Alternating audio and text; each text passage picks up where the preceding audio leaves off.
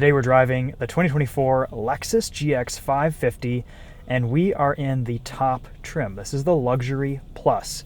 MSRP on this is $79,900, as tested with a few options, which we will include in the description, $84,300. So, pretty pricey, but you get all the fixings, all the exciting bits and bobs in this Luxury Plus GX 550. Let's walk you around this. We'll take it for a drive. We've already driven and tested and got some first impressions on a Premium Plus. Let's see how this Luxury Plus compares, and we'll give you guys some thoughts.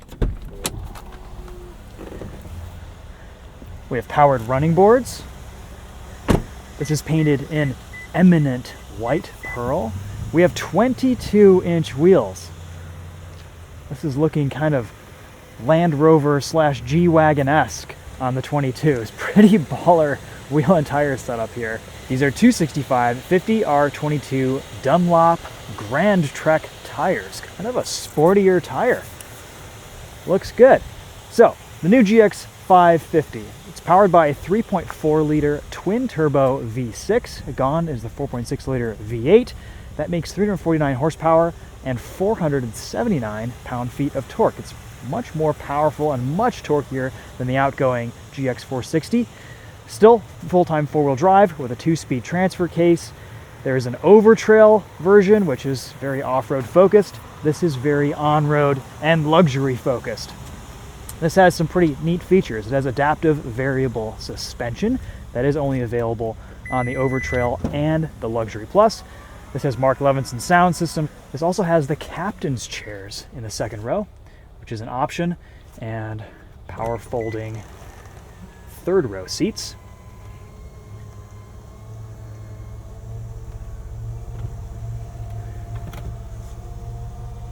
You can see that much like in the previous generation GX, there's not a lot of room behind the third row to put anything. That's okay. This is not really the 3-row SUV you want for hauling your family around in the Lexus lineup. You probably want a TX or something like that. Still though, in a pinch, it works to fit adults back there or kids. Your headrests pop up too. That's pretty nifty. Powered tailgate, no longer a barn door. This Luxury Plus GX 550 can tow a little bit less than the rest of the lineup, and that's mostly due to a lot of the extra weight from accessories. This is a pre-production truck, so we've got some pre-production materials here. Ignore that. This all folds forward manually. Don't have to wait for motors to engage or anything like that. Our powered running board is perfectly placed. It's actually pretty easy to get into the back of this third row. And with these captain's chairs, you do have just a little bit more room back here. The seat bottoms are just very low, but makes for a usable 6-passenger SUV. You do have some backrest adjustment here too. USB-C ports. Lots of USB ports. I believe there are 6 in this Luxury Plus.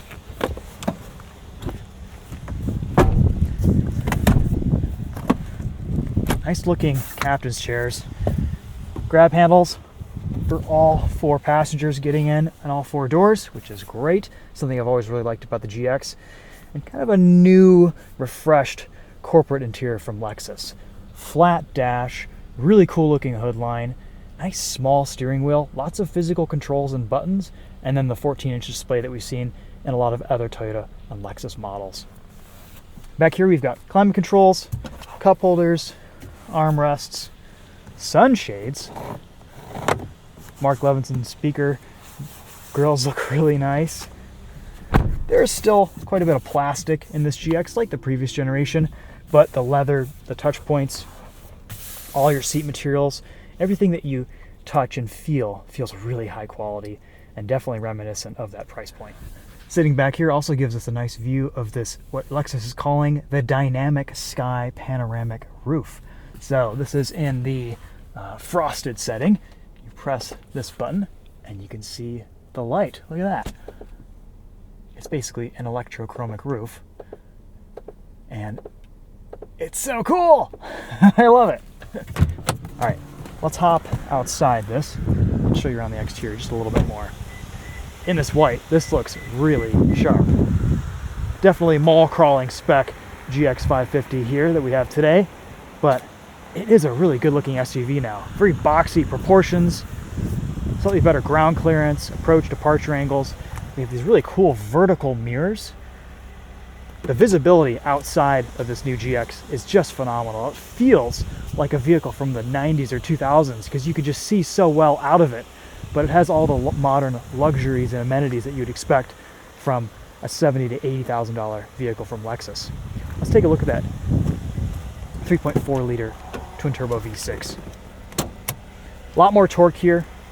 Paired with that 10-speed automatic, it's very smooth, very quick, very quiet. At idle, you can barely hear it. Of course, no more belt-driven fan on startup, so this is a little bit quieter on start than the GX460 was. And no more hydraulic power steering. This is an electric power steering rack now. I've got to say the steering feel on first impressions was pretty good. I was surprised. A lot of road feel, a lot of road texture, still light, weights up nicely around corners. I'll talk more about that when we drive this. Slightly better fuel efficiency with this new GX as well. 15 miles to the gallon in the city, 21 on the highway, 17 combined. We'll see how that translates to real world once we spend some more time with the GX. Bit of a stormtrooper looking front end. I love the looks of this. This hood line here is very special. Reminds me a lot of the Land Cruiser, the LX actually. Like the previous gen GX, you can open up the rear window and load things into the back this way. That's convenient. Don't believe we can fold the third row down with the tailgate closed. Oh, here's your rear view camera. That's nice. Or at least your camera-based mirror. Let's fold down that third row just for better visibility today. This headrest should pop down at the last minute.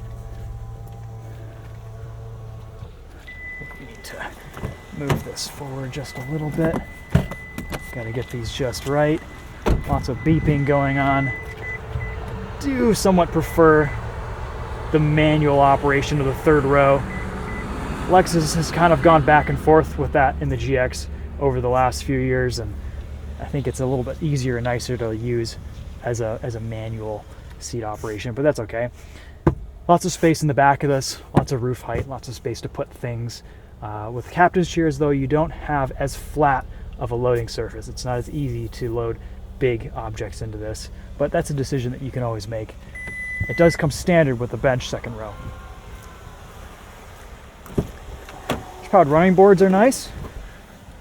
You don't really need them.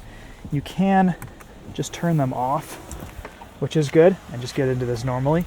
Depends how tall you are. I'm 5'10". That feels pretty comfortable, but it is good to have the option.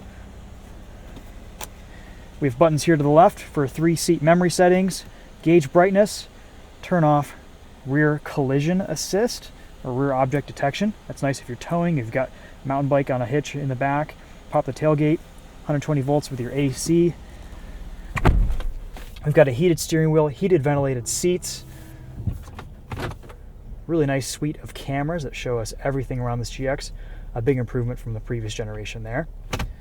Traction control, tow haul buttons, locking center differential, 4 high, 4 low. And then in this Luxury Plus, we have a slew of new driving modes. So, Eco, Comfort, Normal, Sport, Sport Plus, and Custom. And I assume you can adjust Custom in the menu here. Custom drive mode, there we go. Powertrain, Normal, Suspension, Comfort, Steering, ooh, Sport. We'll just kind of leave that all as is and select our drive modes depending on the roads that we're driving today. We've got hopefully an interesting drive route for you guys. Of course, wireless CarPlay, wireless Android Auto. You've got wireless charging down here. A cool box. Look at that. You can cool your peanut butter and jelly sandwiches on the way to the mall. Some more power outlets there. There's your glove box. I like this new dash design. We also get a head-up display. Let's see if we can adjust those settings easily. So if we go into display, some of the menus in this new Lexus systems are a little bit convoluted, but once you get used to them, that's fine. So here's our head-up display adjustment. That looks pretty good to me. Native navigation, Google-based.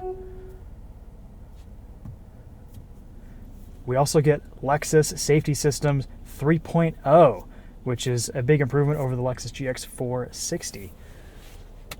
Got quick access camera view buttons right there. If you're in drive, it'll show you what's ahead of you. If you're in reverse, what's behind.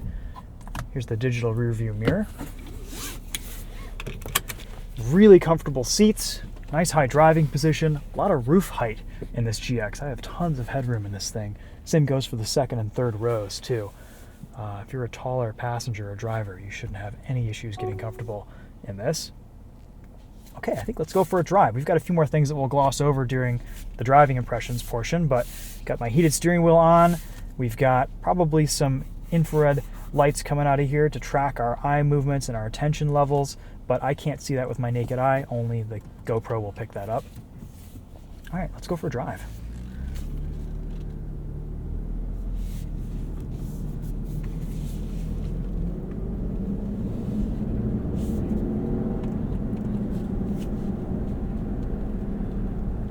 I've got to say, this new 3.4 liter twin turbo is so nice. It's very torquey. I found it to be somewhat gruff at high RPMs, but the rest of the time, it just has so much power and responsiveness, especially paired with this 10-speed auto.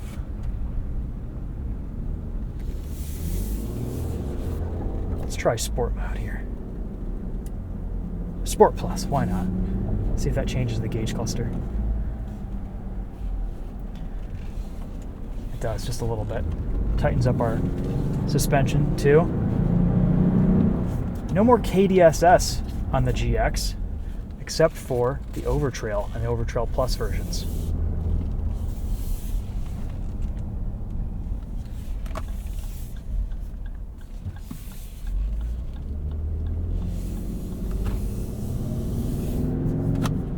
Now get paddle shifters behind the wheel. We'll wait for the transmission to warm up just a little bit before testing that out. While we have a Toyota Tundra, I will mention that this is based on the same TNGA F platform as the Toyota Tundra and the Lexus LX. So it's a body-on-frame SUV, which is unique in the class. Not a lot of body-on-frame SUVs left. That gives this a little bit more stiffness for off-roading and isolation when towing. Has its advantages. Does impede a little bit on interior packaging. Doesn't give you as much interior room as you would get, say, in a Lexus TX, for example, which is a unibody vehicle. But it's still pretty darn usable and spacious in this GX 550.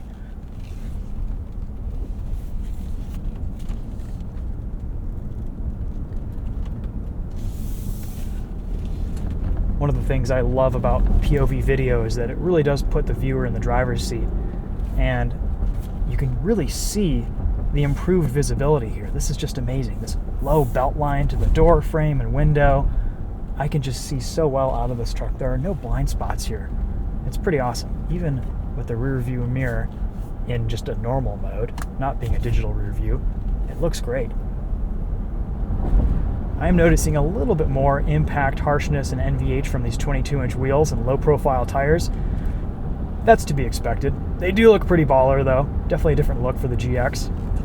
You can get 18s on the Overtrail, 20s on the Premium and Premium Plus. Personally, I really appreciate the fact that Lexus has put an emphasis on this truck's off-road capability. This is, after all, one of the great body-on-frame off-road SUVs. It's the Land Cruiser Prado everywhere else in the world. The new Land Cruiser is going to share a lot with this new GX, and it's really kind of being true to its roots with all the extra work they've put into the off-road capability and focus with this new GX. I really appreciated that. I mean, I had a 2012 Lexus GX 460 back when the GX off-roading community was kind of in its infancy. There was the GXOR Facebook group, and parts were just starting to come out, and now the following is just huge. The Lexus GX used to be kind of the best kept secret in the off-roading space, and now the word is out. And it's great to see Lexus listening to their customer base and doing some good things here with this new generation. I like that they've maintained physical buttons here. We don't see those silly steering wheel controls from the RX and the TX. These are just constant buttons. They don't change depending on what you see in your head-up display, which is great. Lane tracing assist, adaptive cruise control, all seem to work very well. It does take a little bit to get used to the new button layout. I do miss that old cruise control stock that the GX had for decades, but now we have this new button layout. There's a button here to turn on and off lane tracing assist, engage or disengage the system. You can hit cancel, change your speed, change your mode, change your following distance. You can quickly enable or disable the steering assist. That's nice.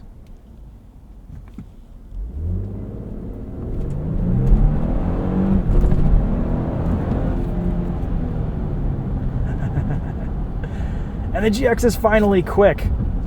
I do miss the sound from that old 4.6 liter V8, but it was not a torquey motor, and this makes up for that.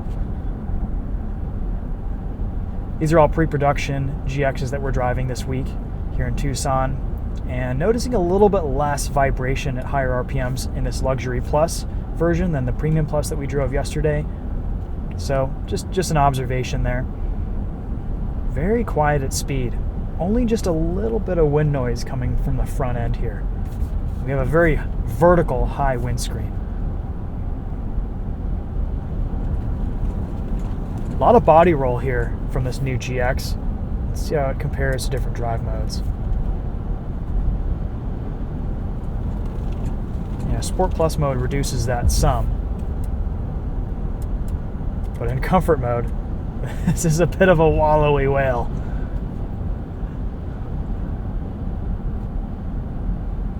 Drive mode selector, the screen is sometimes a little bit laggy. Otherwise, this digital display seems to look pretty good. Alright, so we've got a little bit of a winding back road here. We'll put it into, let's do Sport Plus mode, why not? Manual mode, paddle shifters. Gearbox has had plenty of time to warm up. It is still a little bit lazier of a gearbox. Doesn't love to downshift with the same speed that some other Lexus 10 speeds do.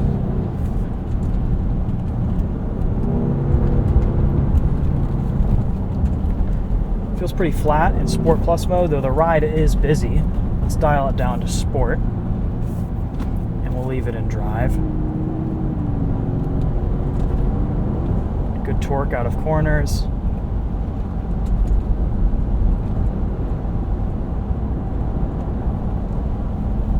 Brakes feel nice.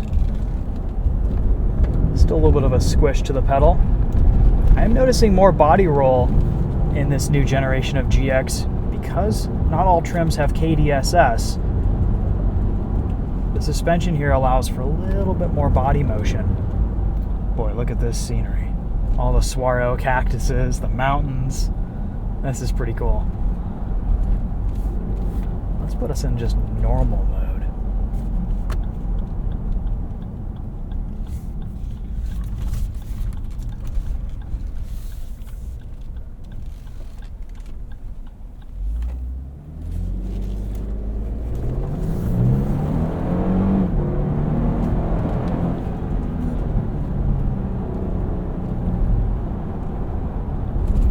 All the extra luxury features of this Luxury Plus are nice, but the 22-inch wheels really do impact the ride quite a bit, and it's not for the better. I'm also noticing some more rattles and shakes from the captain's chairs as opposed to the bench second row.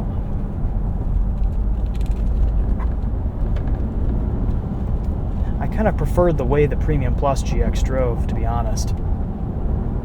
Even the adaptive variable suspension feels a little bit busier here, though that could be the 22-inch wheels too, or a combination. It does rotate nicely. But again, it still feels like a big, heavy body-on-frame SUV, and honestly, maybe not as athletic around a corner as the previous generation GX with KDSS. They've also gotten rid of the air suspension in the rear, which is fine. That really wasn't very useful except for towing.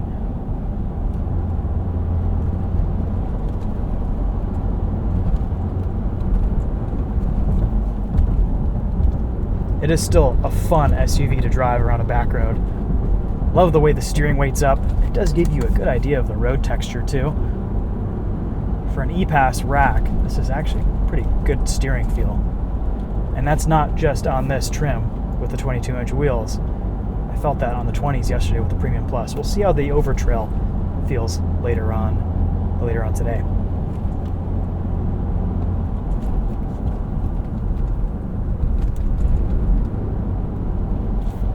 Comfort mode really softens the suspension. We get just a little bit more body roll. I'll be honest, I do miss KDSS standard across the GX line. That was such a great system. It was reliable. I have not tested out the new eKDSS system. Supposedly it allows for a lot more articulation on the Overtrail. Another 4 inches of wheel articulation, which is pretty impressive compared to the hydraulic KDSS from the previous generation.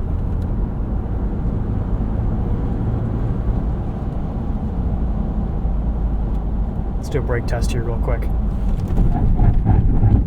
Oh yeah, much better braking performance here. This thing pulls. It pulls hard.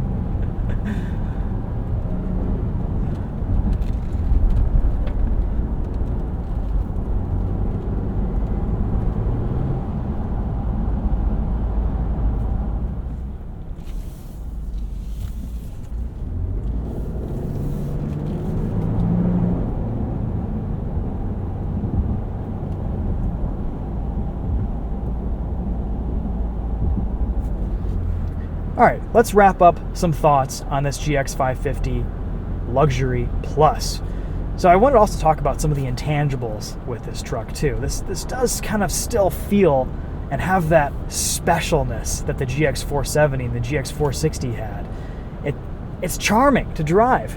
You feel like you're in something special, and that comes down to the driving position, the high roof, all the great visibility that you get out of this cabin, those 2 bubbles on the hood line. You feel like you're driving something cool, and then you get out and you look back at this, and it is cool. It actually looks good from the factory now. There are some big improvements with this new GX 550. The powertrain is probably the biggest one. I've gotten a couple rough shunts from the 10-speed auto, but for the most part, it's been very smooth today. And this new 3.4-liter twin turbo just makes tons of power, tons of torque.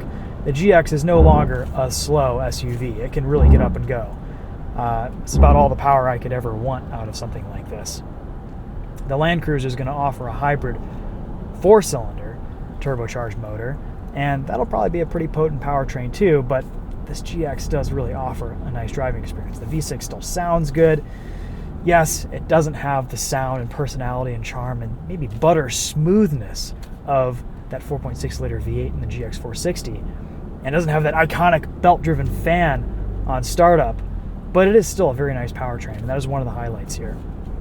I will say the GX 550 across the lineup, at least the lineup that I've driven so far, the Premium Plus and this Luxury Plus, this doesn't feel as sharp and dynamic from a handling perspective because it doesn't have KDSS. It doesn't control that body motion around corners. It just feels a little bit lazier around a turn. Maybe it still has the same grip limits and the same outright handling capability, but it doesn't feel as sharp. It's not as satisfying to kind of pitch it into a corner. You have more body roll. Granted, the ride quality is a little bit softer here too. So there's a bit of a sacrifice. This is more oriented toward comfort and luxury.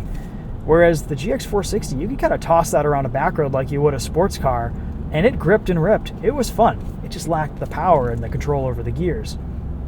But I don't know, so there's some pros and cons here. This is a much more comfortable luxury SUV, but maybe not as exciting to drive, aside from the power. So definitely some pros and cons here with this new GX. Overall, I really like this thing. I like the way it drives a lot.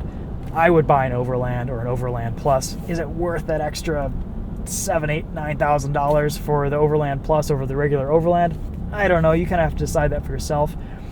Should Lexus have included a third row as an option for the Overland? Yes, I think they should have. That is a nice thing to have. Not all people who are buying the Overland trim are going to be putting a bunch of gear in the back, you know, shelves, fridges, stuff. So I think Lexus kind of missed out on that, but they could always add it in the future. And they said that today in the presentations, that if there is a demand for a third row in the Overland trim, sorry, the Overtrail trim, been saying that all week, the Overtrail trim, they would add that third row maybe in the future in coming years. So something to keep an eye out for if that's something that you would like to opt for. I like the designation between trim levels, premium, luxury, Overtrail. It makes a lot of sense, and they each kind of have their own specific purpose. So I'm very excited to drive the Overtrail later today on an off-road course and a little bit on-road. So we'll give you guys some more thoughts in that video. But until then, this Luxury Plus, honestly, aside from the features here, I'm not as impressed with everything that's offered. The 22-inch wheels they don't ruin the ride, but they don't do it any favors. The ride is definitely busier. It's not as premium of a driving experience as what I experienced in the Premium Plus GX. So definitely a bit of a handicap here with these large, oversized wheels. You could always put a smaller set of wheels on here, and that would be fine. The adaptive variable suspension tuning is just okay. Honestly, I kind of liked the static dampers on the Premium Plus. Those felt great. I'm curious to drive the AVS on the Overtrail. So a bit of a mixed bag. For the money, this Luxury Plus probably isn't worth the extra coin in my opinion. I would go for a Premium or Premium Plus.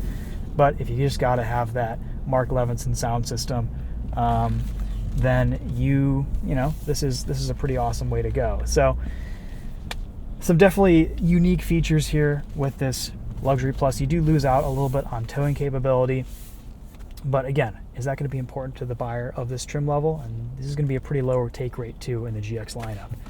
So anyway, I wanted to get some time behind the wheel of this, test it out, see how I liked it, and give you guys some thoughts. So that's going to be a wrap for this one. Thanks so much for watching. Stay tuned for some more GX content coming in the future weeks, months, days. Excited to spend some more time in this truck back in Michigan as well. And I love this new generation GX. It is fantastic. It's a really good effort from Lexus.